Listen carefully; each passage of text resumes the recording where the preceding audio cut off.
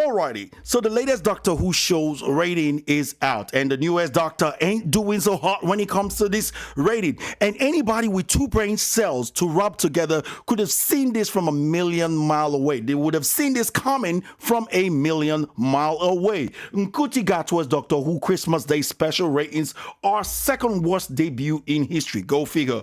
Viewers abandoned the show's degeneracy. Now, I'm not too sure if the show was promoting degeneracy, but I wouldn't be too surprised given all of the clips that we've been seeing out there. Me particularly, I tuned out after the Peter Capaldi era. Actually, before the Peter Capaldi era ended, I already tuned out from Doctor Who because they were already pushing so many woke narratives it would make your head spin. But in any case, you guys, I want to jump into this particular story because we know what's going to come next from the lamestream media, the access media, and all of those other people, because they're going to blame what's happening now on bigotry and racism. But before we get into all of that, I want us to jump into this story. I'm going to share my own personal opinion regarding what's going on. Please feel free to share your opinion in that comment section below. Without further ado, here we go. Overnight ratings are in for Ncuti Gatwa, as I'm almost calling him Ncuti Gatwa, because that's what they call most people who bear this name in Africa. If I'm wrong, please do correct me in the comment section below. But most people I know that bear this particular name, I know them as Ncuti Gatwa. But Ncuti. But in any way, Ncuti Gatwa's debut as the Doctor in the BBC Christmas Day special, and they are not good. Of course, they wouldn't be good because they're pushing agenda, obviously. The BBC reports the Doctor Who special, The Church on Ruby Road, only saw viewership at 4.7 million, an absolute abysmal rating when it comes to the Doctor, because we've seen some of the episodes pulling 12 million viewers. Right? But in any case, this is just marginally better than the final 60th anniversary special that saw Gatwa take over as the Doctor in The Giggle. That episode had viewership of 4.62 million. And that episode had what? David Tennant in it. David Tennant was arguably the best Doctor up until he came back for the special, or fans' most favorite Doctor. I wouldn't say the best, but fans' most favorite Doctor. But even he could not say this because of the wokery buffoonery that they were pushing with this show. The other two previous 60th anniversary specials featuring David Tennant as the Doctor saw viewership of 5.08 million and 4.83 million. So let's compare Ncuti Gatwa's episodes with predecessors and see how bad the mighty have fallen.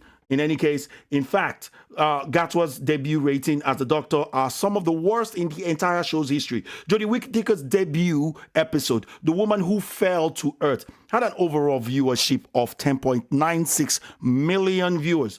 Peter Capaldi's debut as the 12th Doctor in Deep Breathe saw viewership of 9.17 million back in 2014. Matt Smith, my man, Matt Smith debuted in the 11th hour in 2010, saw a viewership hit 10.08 million. I particularly loved his own last word because, you know, some of these doctors, or all of these doctors, they are allowed to actually pick their final lines for the show. And Matt Smith's line was, "We'll always remember when the Doctor was me."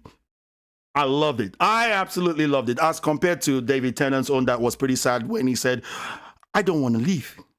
You know, but in any case, you guys, Tennant's 10th Doctor appeared at the end of the parting of the ways back in 2005 and had viewership totaling of 6.9 million, which wasn't all that great, but it wasn't bad. His first episode by himself.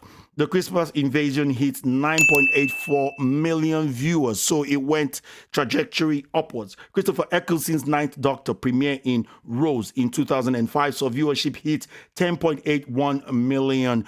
Bear this in mind that there wasn't internet back then. There wasn't social media. Sorry, the internet existed. There wasn't social media back then, and they were getting those kind of numbers, unlike, you know, nowadays with Ncuti Gatwa. But to be fair, I wouldn't totally blame just him. I would blame the fact that they've been making it woke, starting from the Chris Chibnall era with Jodie Whittaker's era, who played the first female Doctor, who we will lovingly call Dr. Karen. Looking even further back, Paul McGain's Eighth Doctor, who appeared in the TV movie, had viewership of 9.08 million in 1996. In 1987, Sylvester McCoy's debut Time and the Rani Part 1 saw viewership hit 5.1 million. Colin Baker's debut in Caves of Androzani Part 4 had viewership of 7.8 million. However, his first debut by himself was in The Twin Dilemma Part 1. That episode's viewership was 7.6 million. So you see some real big numbers there. Peter Davison's debut in Castrovalva Part 1 in 1982 had viewership hit 9.1 million. This was before the age of the internet.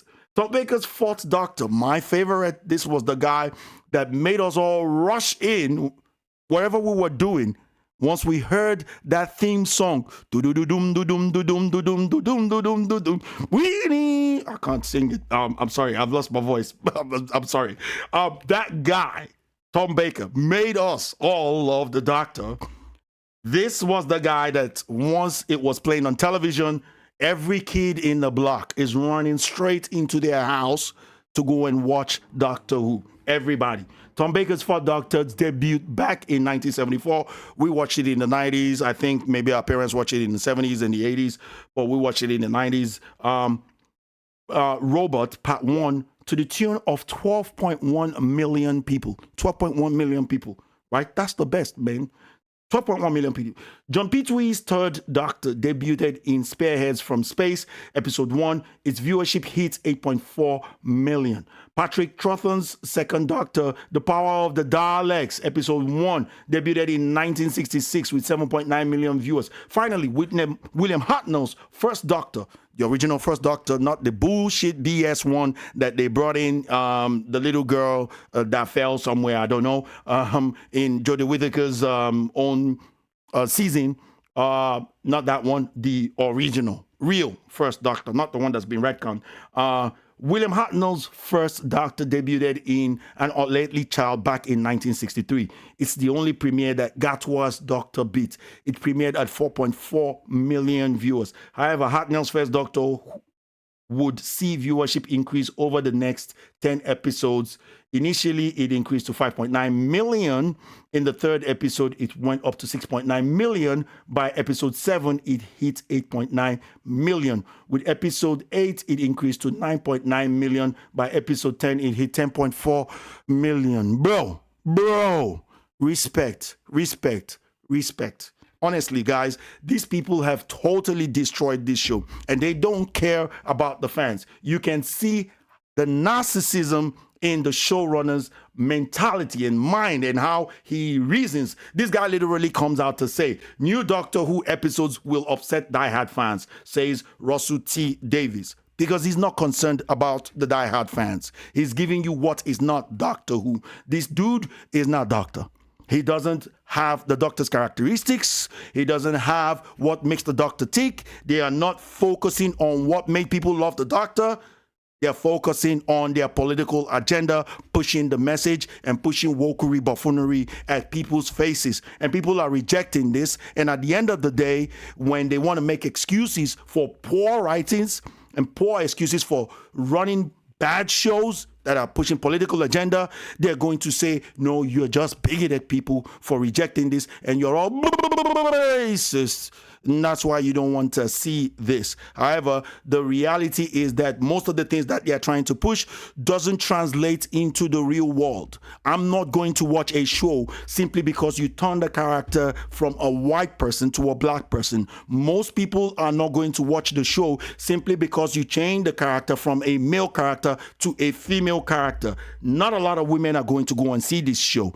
Not a lot of people from the trans community or whatever community you are trying to pander to, who are just normal everyday people, are going to want to see this show simply because you made the Doctor gay. They're not going to want to see it. They wanted to see the Doctor when he was straight in the first instance. Gay people don't only watch gay shows. Straight people don't only watch straight shows. Women don't only watch shows with women in it. But this is the way that these people think. Their mentality is just highly flawed. It is insane.